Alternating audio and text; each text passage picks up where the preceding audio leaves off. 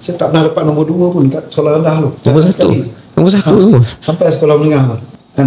Memang ada banyak kisah. Saya membaca buku satu library habis. Yang pandai masuk kelas pandai. Saya pandai, saya selalu masuk kelas pandai. Saya tak pernah dapat nombor 2 pun kat sekolah rendah tu. Nombor 1. Nombor 1 tu. Sampai sekolah menengah pun. Saya memang, saya genius tau dulu. Saya boleh membaca tanpa pergi tadika, tanpa diajar. Cepat. Saya dah dulu, saya dah boleh baca buku budak-budak SPM. Saya genius waktu kecil lah. Tak besar, tak pandai sangat.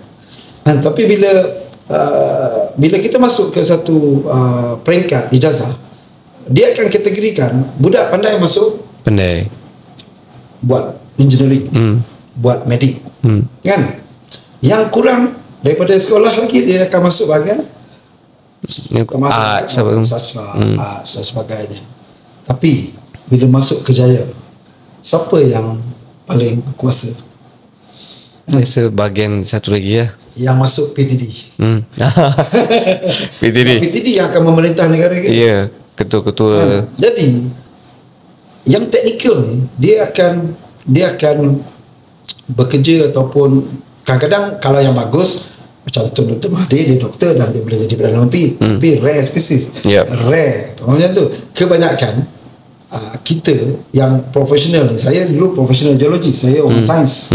Tapi waktu saya sekolah dulu, saya masuk bidang kreatif. Saya masuk sastra.